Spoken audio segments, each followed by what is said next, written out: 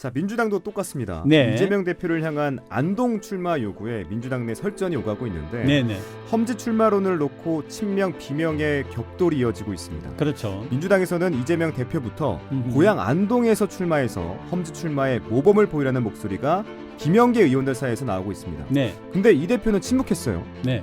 친명계 의원들은 일제히 반발하고 있는 모양새인데 민주당 상황은 어떻게 보십니까? 그러니까요. 지금 이야기하신 같은 것처럼 맥락입니까? 그런데 이게 이제 오늘 아까 나온 뉴스가 뭐냐면은 비명계의 대표적인 5분이 나와가지고 다른 길을 갈 수도 있다라고 하는 걸 비췄어요. 네. 다시 말하면은 다른 당을 만들어서 나갈 수 있다라고 하는 걸 비췄는데 이제 친명계 쪽에서는 이재명 대표의 험지 출마를 이야기한 게 이분들이 당을 쪼개고 나가기 위한 하나의 명분 쌓기가 아니었느냐 이런 이제 해석도 하고 있는데요.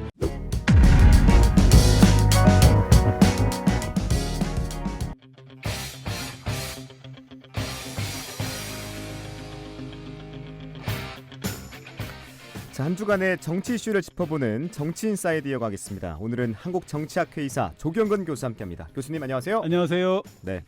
자, 국민의힘 혁신안인 험지 출마를 둘러싸고 당내에서 힘겨루기가 계속되고 있습니다. 네네. 인유한 혁신위원장이 중진 험지 출마를 압박하자 김기현 대표가 불편한 기색을 보이고 있는데 인 위원장은요, 윤 대통령으로부터 소신껏 업무를 하라는 신호를 받았다고 공개적으로 밝혔습니다. 네네. 이 당내 주류와 혁신위 간의 기싸움처럼 보이는데 교수님께서는 어떻게 좀 보고 계십니까? 그렇게 이게 이제 처음에 출발할 적에는 뭐 좀 할 것처럼 모양이 괜찮았어요. 왜 그러냐면 그 전에 민주당 혁신위가 좀 문제 있게 끝나버렸잖아요. 그러면서 국민의힘이 혁신위를 띄우고 또 정말 그 뜻밖에도 인요한이라고 하는 분이 혁신위를 맡으면서 뭔가 좀 이제 보수 쪽의 그런 분들도 뭔가 좀 하는가 보다라고 했는데 네. 이제 그게 결국은 막히고 안 된 거죠. 그리고 오늘 나온 뉴스가 뭐냐 하면은 대통령실에서 그런 신호를 준 적도 없고 그런 걸 한 적도 없다. 그 인요한 위원장이 굉장히 지금 난처하게 돼버렸어요. 이제 그런 상태가 있고 결국은 국회의원이라고 하는 그 자리가 어떤 점에서는 대통령보다 훨씬 낫다고 스스로들 생각을 많이 합니다. 왜 그러냐면은 아무 책임과 의무가 없어요.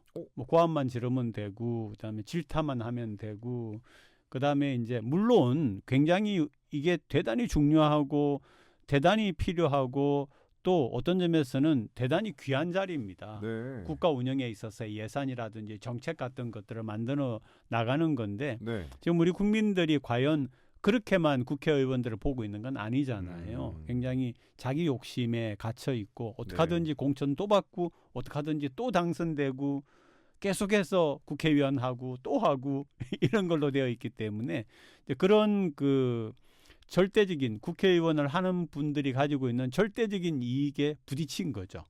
그래서 계속 파생음이 계속 될 거라고 보고 있습니다. 네. 국민의힘 혁신위의 신윤 험지 출마 혁신안에 대해서 장제원 의원이 지지자 4천여 명을 동원해 새 과시에 나서면서 당내에서 윤핵관 해체론이 분출하고 있습니다. 네. 먼저 장제원 의원의 행보를 좀 짚어보고 싶은데 관광버스 92대로 4,200명을 모았습니다. 이거 새 과시로 봐야겠죠? 네, 물론이죠. 그런데 이제 사실은 여기에서 그 혁신위하고 그 다음에 이제 그 국민의힘의 당 대표가 조금 더 이런 것들을 지금 현재 이런 게 왜 나왔느냐부터 먼저 잠깐 정리를 해보면은 이제 그동안은 흔히 보수와 진보가 각각 30%고 중도가 한 40% 정도 되고 그 40%가 말하자면은 국민의힘 혹은 민주당 중에서 누가 더 다수당을 차지할 거냐를 결정한다라고 봤는데 최근에 나오는 얘기는 사실 그 보수와 진보의 각각 끄트머리에는 20%씩만 있고 중도가 60% 됐다. 그만큼 대한민국 정치와 현재의 국회의원들에 대한 실망이 크다. 이런 이제 의견도 나오고 있어요. 그러니까 중도가 40이 아니라 60%다라고 하는 거는 이게 두 당의 입장에서는 큰일 났다라고 하는 얘기잖아요. 이분들의 마음을 사야만이 뭐든 된다라고 하는 거 아닙니까? 이제 그런 점에서 이제 혁신위 같은 경우에도 소위 윤핵관이라든지 아니면 다선 의원 같은 경우에는 험지에 출마하라 이렇게 이제 얘기를 한 건데 사실 그런 것들이 굉장히 이상적인 거고 그다음에 이게 디테일이 없어요. 디테일이 없는 게 예를 들면 이제 장제원 의원 같은 경우에 무슨 얘기를 지금 하느냐 하면은 4,000명 새 과시가 문제가 아니라 그 사상구라고 하는 지역이 상징성을 가지고 있는 지역이에요. 네. 무슨 지역이냐 하면은 문재인 전 대통령이 국회의원을 했던 곳이에요. 네. 다시 말하면은 낙동강 벨트가 시작되는 곳이에요. 이제 거기서부터 민주당이 김해까지 해가지고 민주당이 힘을 써서 굉장히 많은 숫자가 국회의원을 하고 있는 곳이고 그 출발점이 사상구란 말이에요. 근데 그 지역을 지금까지 굉장히 노력을 해가지고 애를 써가지고 이렇게 일으켜 왔는데 이거를 갑자기 비우라고 하면 그 다음에 왔을 때 장 의원 쪽에서는 그런 생각을 하겠죠. 자, 다른 사람이 와서 그럼 이길 수 있겠느냐? 나니까 이겨왔다. 그리고 나니까 다음번에도 이길 수 있는 거지. 그 다음 누가 봐도 아마 민주당에게 이기지 못할 수도 있다라고 하는 거기 때문에 네. 그런 점에 있어서는 인요한 위원장이나 아니면은 이 국민의힘 같은 경우에 어떤 좀 디테일하고 하나하나를 따져가지고 하는 게 아니라 자, 오래 했으니까 비껴라. 윤핵관이니까 비껴라. 거기다 또 뭘 붙였냐 하면은 그런 비끼는 자리에다가 윤 대통령 가까운 사람들, 검찰 출신들을 보낼 거 아니냐. 이렇게 구도를 딱 잡아버렸단 말이에요. 그렇게 해서 처음에는 다선하고 이런 게 비껴라 하니까 국민들이 그래? 하고 쳐다봤는데 이게 지금 이런 모양이 돼버리니까 안 하느니만 못한 그런 모양이 돼버린 거죠. 그런 것들이 있다는 걸 우리가 알 필요가 있습니다. 그럼 장 의원이 계속 버틸 수 있을까요? 힘들 수 있어요. 왜냐면 이미 뱉어버렸기 때문에 네. 말하자면 이제 윤핵관은 물러나야 된다. 특히 이제 가장 윤핵관의 핵심은 장제원 의원과 권선동 의원 아닙니까? 그렇죠. 근데 그러면 이제 한 가지 남아 있는 선택지는 서울로 갈 거냐 아니면은 공천을 못 받을 경우에 무소속으로 나갈 거냐 하는 이런 이제 선택지는 앞으로 어떻게 될지 조금 더 두고 봐야죠. 자, 민주당도 똑같습니다. 네. 이재명 대표를 향한 안동 출마 요구에 민주당 내 설전이 오가고 있는데 네네. 험지 출마론을 놓고 친명 비명의 격돌이 이어지고 있습니다. 그렇죠. 민주당에서는 이재명 대표부터 음흠. 고향 안동에서 출마해서 험지 출마에 모범을 보이라는 목소리가 비명계 의원들 사이에서 나오고 있습니다. 네. 근데 이 대표는 침묵했어요. 네. 친명계 의원들은 일제히 반발하고 있는 모양새인데 민주당 상황은 어떻게 보십니까? 그러니까요. 지금 이야기하신 같은 것처럼 맥락입니까? 그런데 이게 이제 오늘 아까 나온 뉴스가 뭐냐 하면은 비명계의 대표적인 5분이 나와가지고 다른 길을 갈 수도 있다라고 하는 걸 비췄어요. 네. 다시 말하면은 다른 당을 만들어서 나갈 수 있다라고 하는 걸 비췄는데 이제 친명계 쪽에서는 이재명 대표의 험지 출마를 이야기한 게 이분들이 당을 쪼개고 나가기 위한 하나의 명분 쌓기가 아니었느냐 이런 이제 해석도 하고 있는데요.